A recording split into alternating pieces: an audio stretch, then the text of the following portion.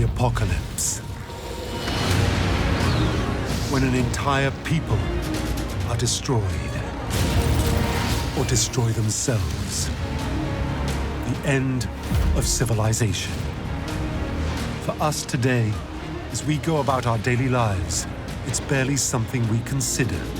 We're so sure it couldn't happen to us. But for some civilizations, it already has.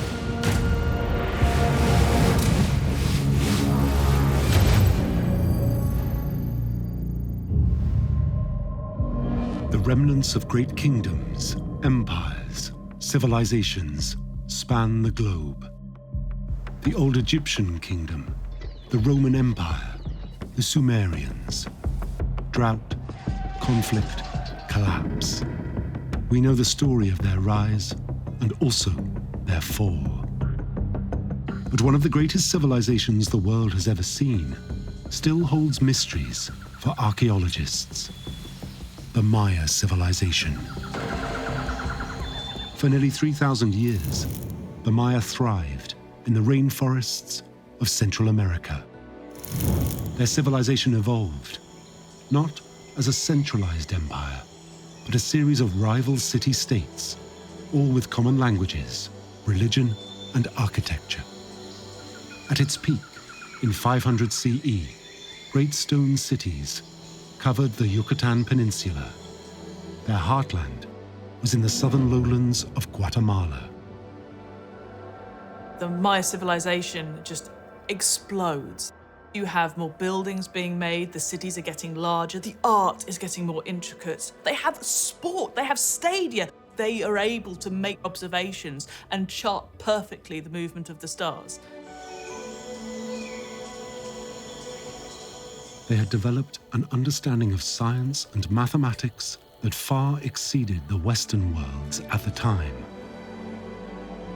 Their astronomy and mathematics were incredible. They have one monument, and the entire back of it is covered with glyphs. It's a giant mathematical table, multiplying into the billions. At the heart of each Maya city was a divine king, a holy lord who they believed could communicate with the ancestors and the gods, guaranteeing their people's survival.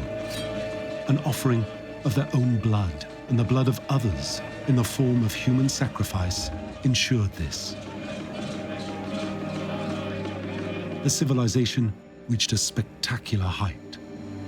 But by 900 CE, their great cities are abandoned, and the Maya people all but disappear.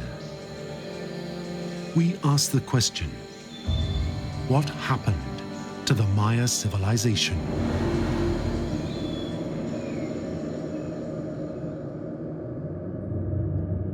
Europeans first encountered the people of Central America in the early 16th century. By 1519, Spanish conquistadors, led by Hernán Cortés, began their colonization of this new world. They were driven by its promise of great mineral wealth, but they also found a people ripe for conversion to Christianity. The Spanish conquistadors were driven by two things. One was gold, no question about it. And the other was that they were extremely religious, Catholic, and they wanted to spread the word of God and the Catholic Church. Along the edges of the Yucatan Peninsula, they encountered a disparate, small population of indigenous people known as the Maya. The conquistadors were fanatical in the way they delivered the Bible's message. Bishop Diego de Lada was incredibly vicious in the way that he perpetrated his religion on the people. He tortured them. He burnt their books. They had wonderful books made of deerskin and tree bark that they used to write down their local myths. He needed to destroy the culture that was in the way of them seeing the true way to Christ. Originally, there would have been thousands of these bark paper books, and he gathered up all the bark paper books that he could, and he burned them in a massive bonfire. But the Spanish found it a lot harder destroying the ruins of the massive stone cities they found across the Yucatan. As the centuries passed and the jungles were explored, more and more of these mysterious stone cities were reported. By the early 19th century, the first widely read account of these discoveries reached Europe. Spanish author Antonio del Rio's report creates a sensation. It describes abandoned cities, overgrown and hidden by vegetation throughout Central America. Among those who read it are the amateur archaeologists and explorers John Lloyd Stephens and Frederick Catherwood. They are mesmerized by stories of a lost world consumed by the rainforest. Who built these stone monuments, reclaimed by the jungle? Why were they abandoned? To the archaeological establishment, it seemed impossible that the indigenous people of the region, known as the Maya, could be responsible. The establishment at the time saw these pyramids, and they saw these things which looked a lot like hieroglyphs.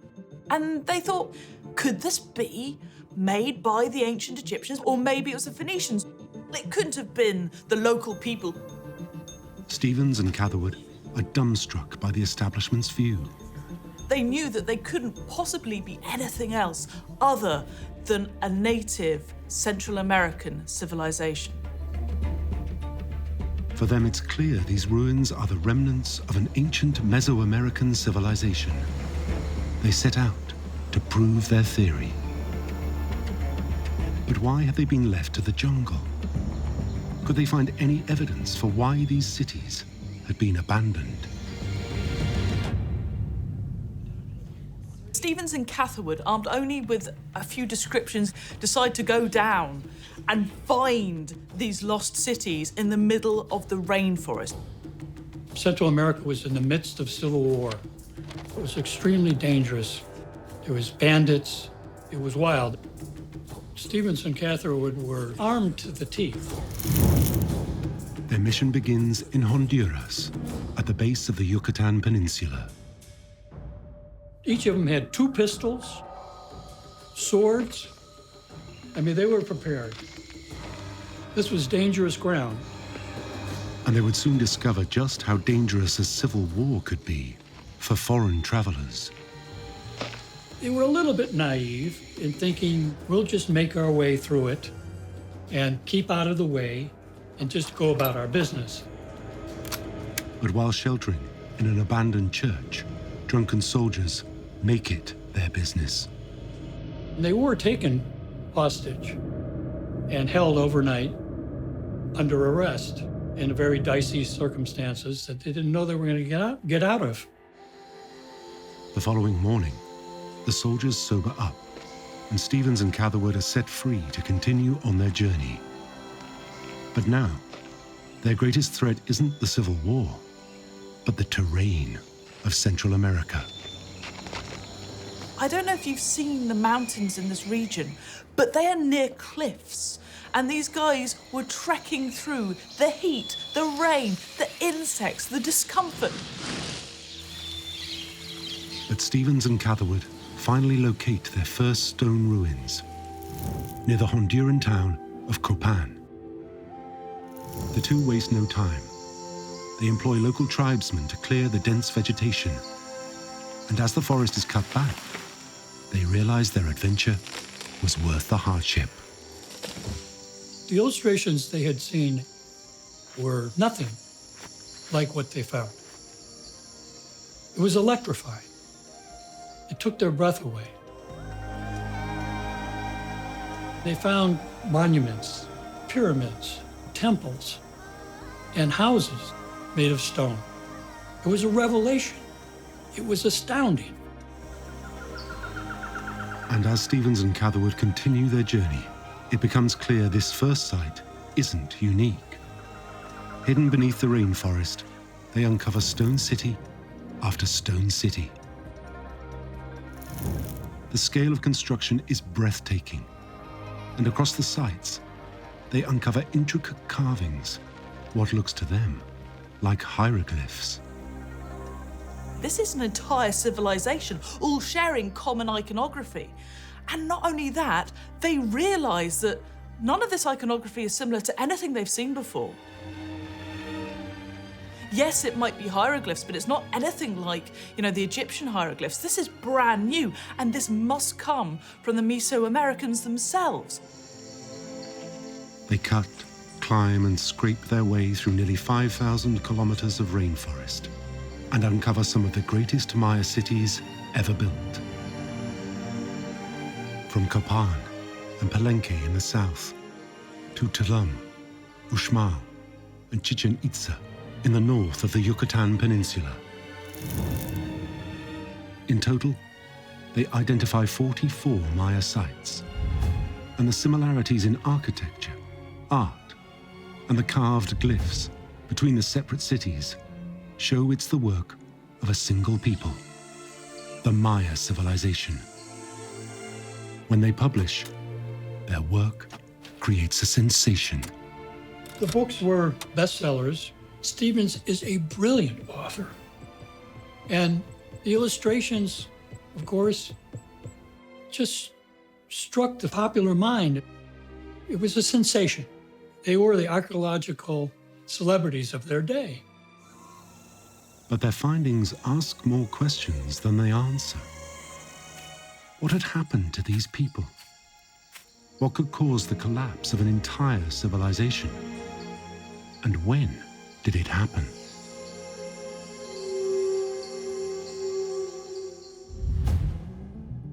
If the early archaeologists could find a way to date the Maya civilization, they might be able to work out when it collapsed.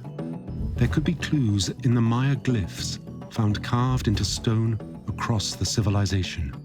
The problem was, no one could read them. The task of decoding the glyphs is made even harder by the actions of fanatical Spanish conquistadors centuries earlier. Invaluable secrets to unlocking the Maya writing system went up in flames when their books were burnt. The early archaeologists trying to decode the Maya glyphs are forced to start from scratch. Almost. Some copies of their books did still survive. Could they help unlock the mystery of the glyphs? The archaeological world is incredibly lucky that Ernst Forstermann worked at the Dresden Library. The Royal Dresden Library held one of only 4 Maya books that had been spared from the Spanish flames. It's known as the Dresden Codex. When Forstermann began work on the Dresden Codex, he was already building on the scholarship of others.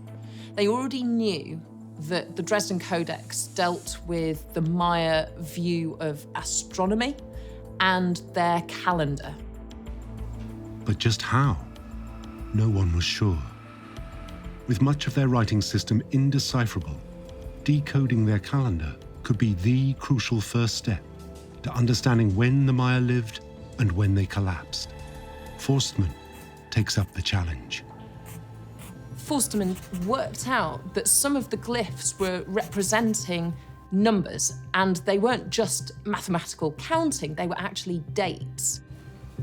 As a mathematician, Forstermann realized that Maya dates were counted as just 5 numbers, separated by dots. Now, this measures really huge periods of time. The right-handmost number is what the Maya call a ki'in and shows days. The next one in is a winal, and that represents a period of 20 days. The next one in is a ton, and that counts years, and the next one in is a katon, which are blocks of 20 years. The next one in, the 5th, is a bakton, 20 periods of 20 years each, which is 144,000 days. Or a little less than 400 years when it started again. It was a breakthrough. Archaeologists finally understood not only how the Maya counted time, but also how to date their history.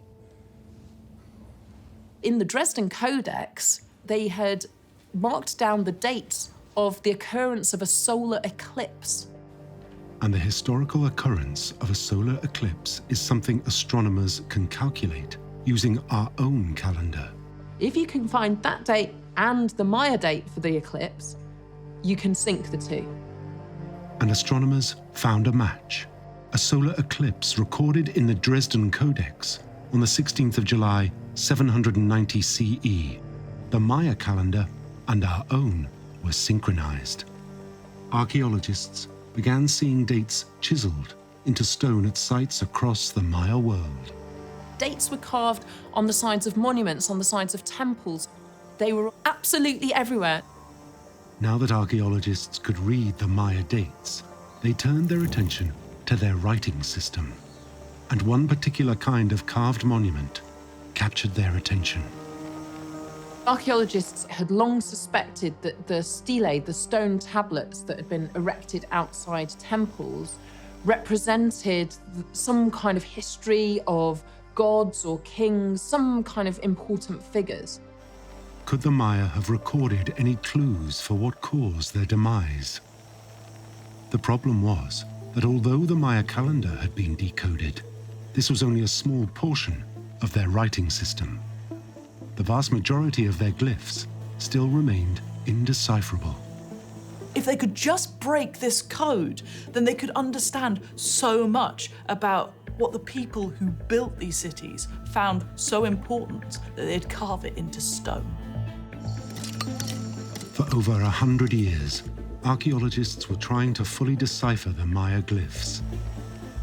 Over 800 individual glyphs were identified, and researchers suspected the writing system was logosyllabic, a mixture of logograms, where a symbol represents a separate word, and syllabograms, where each symbol represents spoken sounds and are combined to enunciate whole words.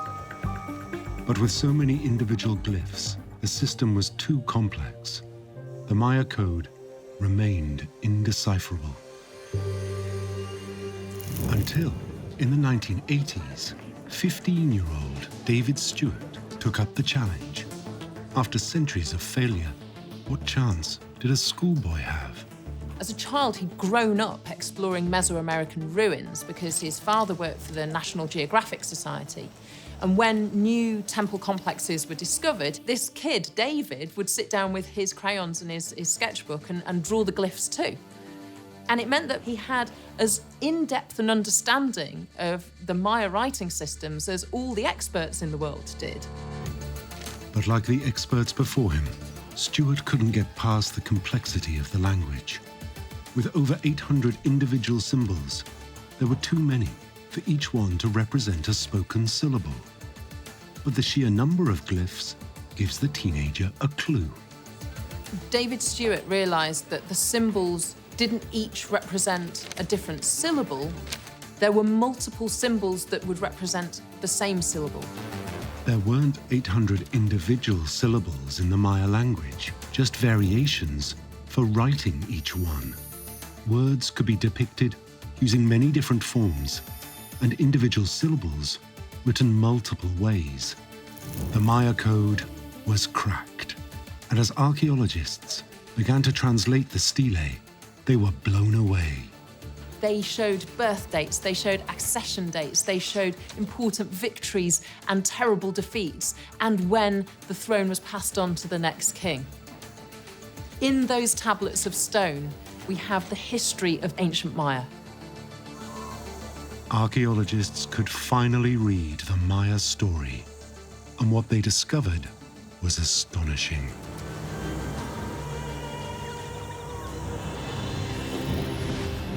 In the rainforests of Mexico, Guatemala, Belize, Honduras, and El Salvador, the Maya people thrived for nearly 3,000 years. As early as 2000 BCE, civilizations began to emerge in Central America. First the Olmecs, and then the Teotihuacán of Mexico. Their traditions shaped Maya culture. In roughly 250 CE, the Maya developed into the civilization we know today. almost 1,000 years before the Aztecs further north in Mexico and the great Inca Empire in South America. But it's from 500 CE, in the southern lowland region of Guatemala, that the Maya truly reached their stride.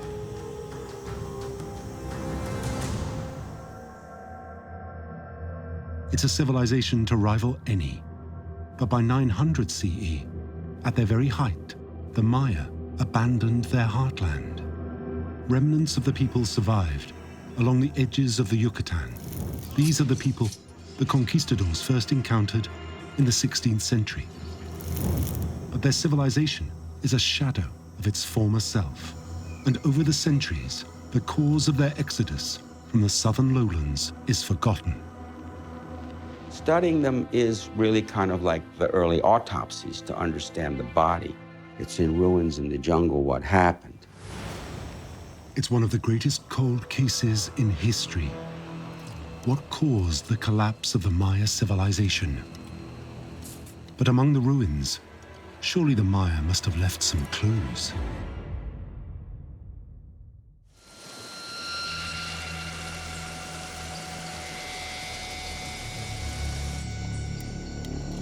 Deep in the Guatemala rainforest, along the Pasión River, archaeologists uncover something disturbing. At Maya cities, all along this river, they find human bones.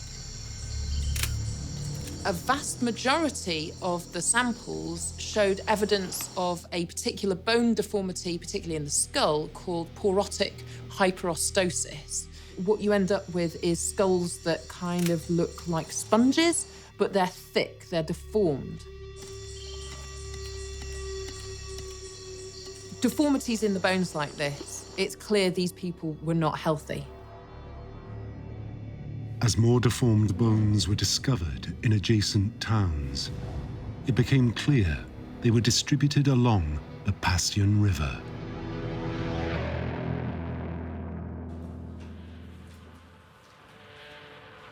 Archaeologists need to know what was causing the deformations. They enlist the help of paleopathologist Frank Saul. The conclusions that Saul and his team came to in the 70s was that the deformities in these bones along the Pasión River were evidence of malnutrition. These people had starved. Malnutrition suggested that the Maya food chain collapsed. Given that rainforests are notoriously difficult to farm, in many ways, over-farming made sense. Typically, tropical rainforest soils aren't nutrient-rich. They can be exhausted very quickly. It's really hard to sustain a large population in a rainforest where you've got thin soils, where you have to constantly maintain this delicate balance between the nutrients going into the soil and the nutrients coming out of the soil through your harvesting. The idea that the Maya population outstripped their capacity to grow food was tantalizing, particularly with the form of agriculture that archaeologists consider the Maya used: slash and burn, clearing the forest and setting it alight.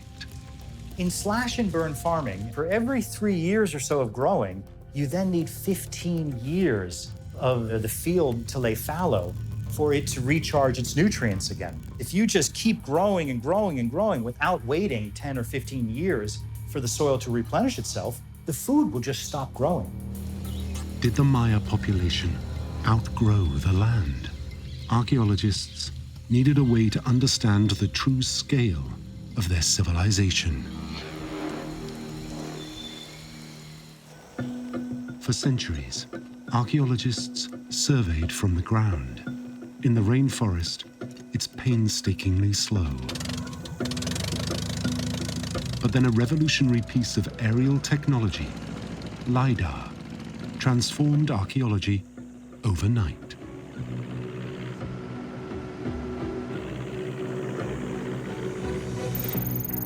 LiDAR sends down hundreds of thousands of laser beams to the surface of the Earth, and it measures the speed of the laser beam bouncing back and returning. And so by measuring the distance, you can calibrate those data points and build a 3D model of what the shape of the land surface is. The amazing thing about LiDAR is that the light ray will penetrate right to the surface, even through dense tree cover. So you can start to build an incredibly detailed picture of the land surface hidden deep under that vegetation. If you suddenly see a straight line, you know that probably that isn't Mother Nature, that's the hand of humans. You're looking for the things that stand out, the anomalies, and those are the points to investigate. And when LiDAR recorded the areas around known Maya sites, the results were astonishing. Out of nowhere, over 60,000 unknown Maya structures suddenly appeared. What the LiDAR revealed to us wasn't that the Mayans lived in little cities surrounded by jungle, but actually all of these cities were networked. This is massive infrastructure. This is one of the most significant civilizations that humanity has ever seen. Crucially, LiDAR revealed the true extent of the Maya world. Tikal is one of the greatest ancient Maya cities. It's been studied for more than 100 years by archaeologists, and to be honest, we thought we knew quite a lot. But then they sent up the LiDAR surveyors, and it was an absolute game changer. Scans of Tikal showed the city was 4 times larger than previously thought. LiDAR analysis has forced archaeologists to radically rethink the size of the Maya population. There was an estimate of about 5 million people, but the estimate has now been raised to about 15 million people. The Maya civilization at this time was one of the largest and most awe-inspiring on Earth. This forces us to go back and recalculate what's called landscape carrying capacity. How many people could a given landscape support? Surely, it would be impossible for the nutrient-poor rainforest soil to sustain that level of population. Did their agriculture simply give out on them? Just as archaeologists thought they had solved the mystery of the sudden Maya collapse, LiDAR analysis threw everything on its head.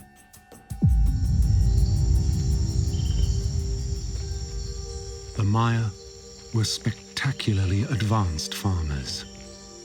They understood the limitations of agriculture in a rainforest and engineered the natural environment to maximize their farming yield.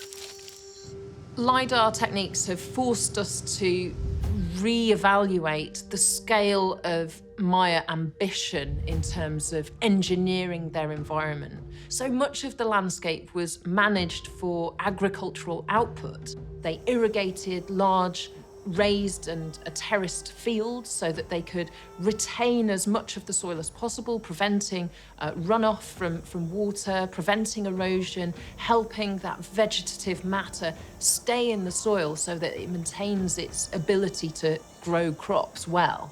There are these areas that are swampy. In Spanish, the word is bajo, and in these swampy areas, you get a lot of vegetation that rots down very slowly and it stays that gloopy, thick, dark, rich organic matter. Now, yeah, it stinks. You don't necessarily want to fall in one, but if you dump that stuff onto your field, it's incredible fertilizer. These are farmers who understand their place in the system in order to maximize the agricultural output of these landscapes. The Maya were masters of farming in the typically difficult rainforest environment. Cultivating the land gave them a more dependable harvest and a food surplus. And this allowed the Maya culture to flourish, provided the climate remained stable. They had learned how to walk this tightrope. They had learned how to reach this delicate balance between not overexploiting, but exploiting enough to feed everybody. They were amazing experts at cultivating this rainforest. And there was something else missing, written evidence of famine. But did the Maya leave any clues for the cause of their collapse in their glyphs? Dr. Arthur Demarest's team excavate at Dos Pilas, a Maya ruin near the Pasión River. At the site of Dos Pilas is a staircase, and it's absolutely covered in glyphs. And the story the glyphs tell is one of war. All out, bloody, vengeful war. Could this have been the war to end all wars? The glyphs offer a tantalizing breakthrough behind the Maya collapse. Could one Maya group have wiped all others out? But the translators have a problem. The glyphs seem incomplete. Part of the story is missing. The dig goes from bad to worse. Excavations at the site were halted because of the hurricane season. And the excavators got a call saying that there'd been great destruction and lots of damage at the site. But one of the things that happened was that it revealed more hieroglyphs on the Dos Pilas staircase. And this transformed everything. The hurricanes exposed 10 previously undiscovered stairs, covered in glyphs, the missing part of the story. The archaeologists could finally read the complete sequence. It was the history of Dos Pilas, and it was steeped in warfare. Did the Maya destroy each other? As Demarest's team translated the glyphs, they discovered a detailed story. In the 600 CE, two superpowers wage war, Tikal and Calakmul. Tikal rises to ascendancy and has overlordship of a huge area and lots of other very rich and well-endowed city-states. In the 620s, one of the sons of the divine dynasty is sent to an outpost on the Pasión River to establish a new city. We know it as Dos Pilas. And it was important as a sort of defensive military outpost, basically to ward off potential would-be attackers because they could see that there was control across the whole area. But Calakmul wasn't deterred, and Dos Pilas was captured and subjugated. Analysis of the glyphs showed Dos Pilas pledged allegiance to Calakmul and fought with them. This war didn't end in total destruction. It ended in assimilation. In most cases, they would put somebody else on the throne, or often the same king. But now, they're paying tribute to the other great city. Rival cities and their people were subjugated. It's evidence that the result of Maya conflict was an expansion of influence, not a collapse. Maya civilization was warlike, but they managed to coexist. The cause of their apocalypse is a bigger mystery than ever. Archaeologists return to the pattern of collapse to see if they had somehow overlooked a clue. The collapse of the Maya cities along the Pasión River start with Dos Pilas. Then, all along the Yucatan Peninsula, Maya cities fall like dominoes. The answer had to lie in this very specific region.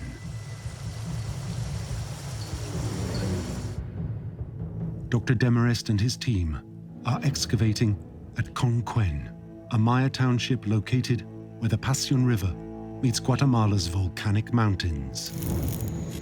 The city of Conquén was a small kingdom under Dos Pilas.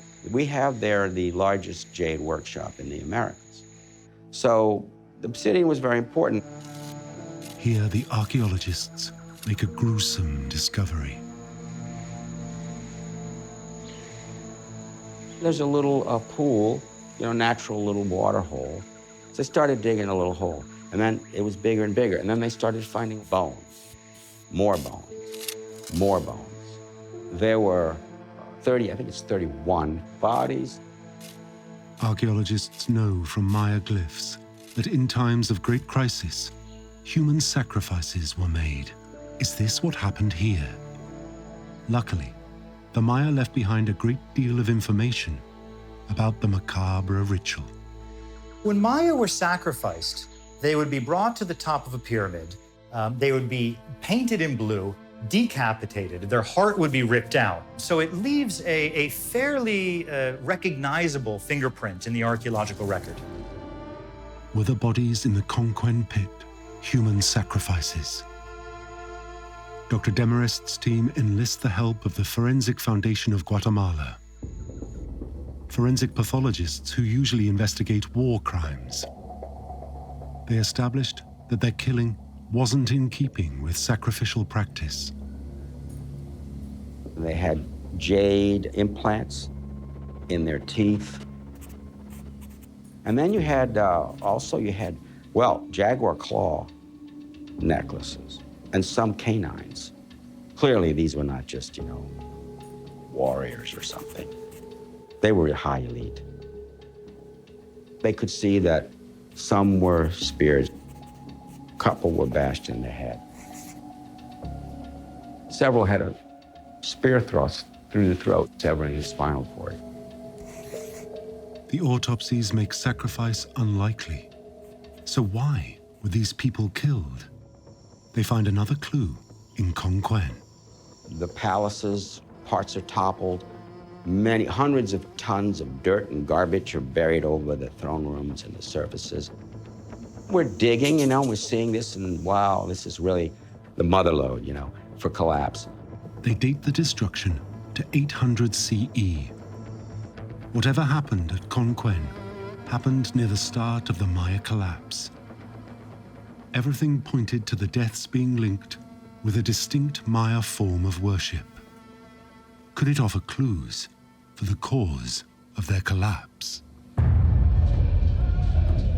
There is almost nothing in the Maya culture which isn't a religious ceremony.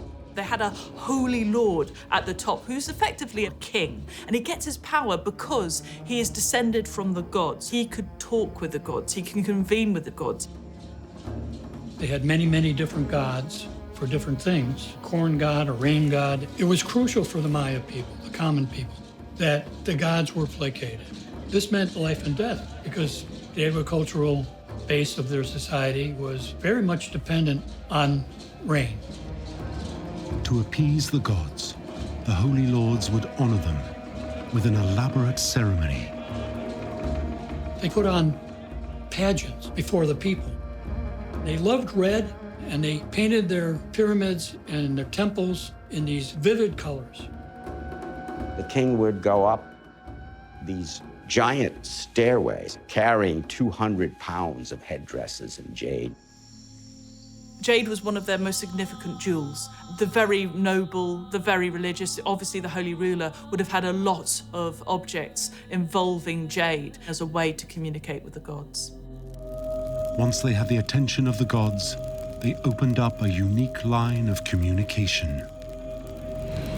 Blood was a way of communicating with the gods. The Holy Lord would cut part of his body, often his genitalia, and drain his blood.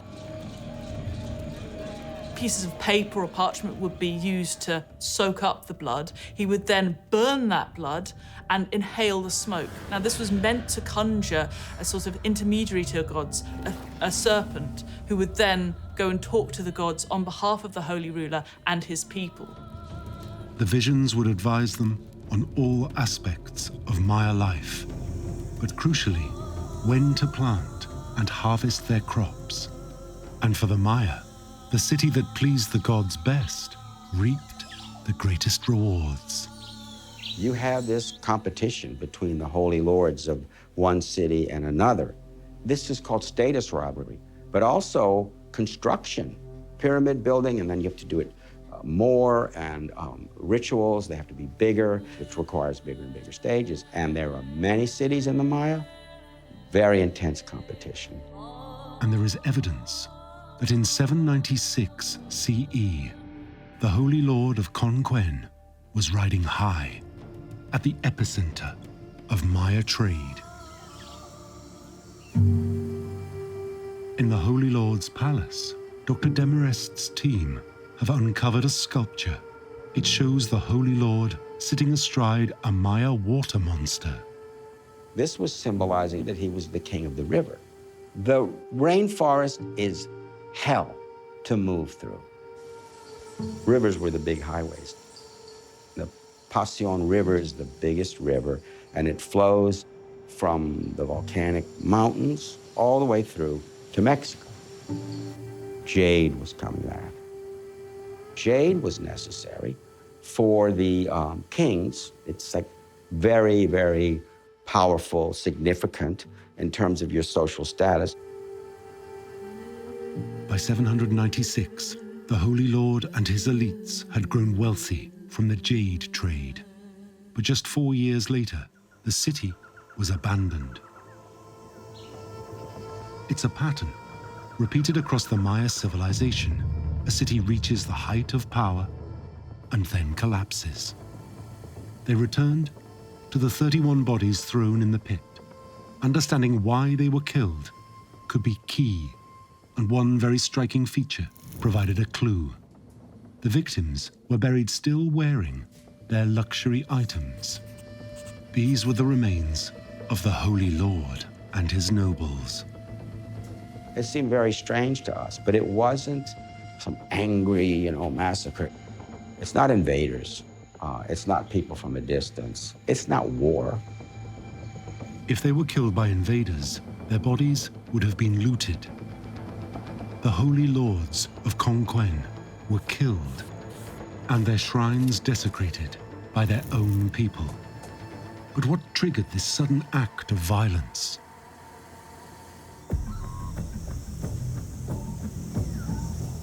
Archaeologists look downriver to Dos Pilas, the regional powerhouse and rulers of Conquest. It's a very strange city because it was founded for war. But then when the wars were over, it became more controlling the trade route, the jade, but it ended up conquering much of the Pasión River. The conquest didn't mean that they took over these cities in detail. It did mean they paid tribute, and it led to a period of great wealth in Dos Pilas. But although financially Dos Pilas was thriving, there were signs that the city had turned its back on its religious rites. They were at their height in 760. In 761, they tore down a lot of their temples and palaces to build defensive walls. There was obviously a coming attack. But from who? Archaeologists look to vassal cities under the control of Dos Pilas. They strike gold in the ruins of Tamarandito. When archaeologists began deciphering the stele from Tamarandito, what they found was that the king of Tamarandito had decided to rise up and overthrow his oppressor at Dos Pilas. With Tamarandito advancing, Dos Pilas prepared for a siege. We dug 13 kilometers of walls. And we found right by where the wall was breached in the center part of the city, 13 decapitated adult male skulls, young adult warriors, in other words, in a pit there. By 761 CE, the elites of Dos Pilas were dead and the city abandoned. But the fighting didn't stop here. When Dos Pilas was destroyed, then you start to see others fall. There's a rapid domino effect. The population drop was very dramatic, very fast. It seems there was a rebellion that spread throughout the southern lowland region, the heartland of the Maya civilization. So what caused the Maya to revolt against the ruling elite of their cities?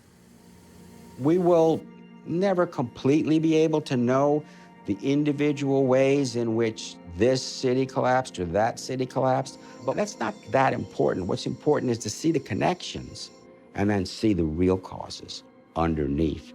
The system of divine kingship and the status rivalry. You see all these things, more and more monuments because you have more nobles and the kings need more jade, need to have more power. And you see those things getting greater and greater. And it really is greater in many ways, but not for everybody. The degree of social inequality created is hard to sustain. Dr. Arthur Demarest believes the system of divine leadership, placing all their faith in the ruling elite, is key to the collapse. Over time, the differences in social strata, the stratification between the poor and the nobles and the rulers became greater and greater and greater. And then this wonderful construction and the beautiful science, everything we see, the energy for that being produced by the farmers below. You begin to see the health of the farming class deteriorating. 95% of the population were farmers. Status rivalry between city-states pushed the Maya people to breaking point, and things were only going to get worse. In 800 CE, the Yucatan was hit by a severe drought. It lasted for 150 years. The Maya civilization reached the heights it did because they mastered farming in the typically difficult rainforest environment. The drought threatened to destroy everything. And the Maya solution to the drought would prove just as fatal. Whenever there was a disaster, whenever there was a drought and the Holy Lord was unable to convince the gods to give them rain, well, what did they do? They doubled down. They'd be focusing on building more temples to the gods, building more monuments. A city would declare war on another city, going out and finding more jade. And at a time, if your people are starving and you're going out and spending a lot of time trying to get jade, it seems really backwards. The Maya went to war to control what little resources there were left, built more temples, held more ceremonies, and prayed harder, hoping the gods would save them. Their efforts proved futile. What happens when the Holy Lord is unable to convince the gods to make it rain? Maybe you realise that the system's not working. And if the system's not working, what do humans tend to do? Well, they tend to smash it up and leave. It's believed that one by one, they gave up on their holy lords, like the people of Conquest had, ritually killed them and abandoned their cities.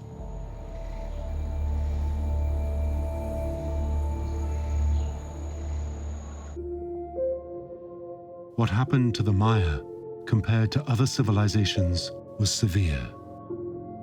From its height, the Roman Empire took over 350 years to collapse. And their response to their problems are very different to the Mayas. The leaders of the Roman Empire were fundamentally incredibly pragmatic. Different versions of political leadership were trialled in order to prevent civil war from breaking out.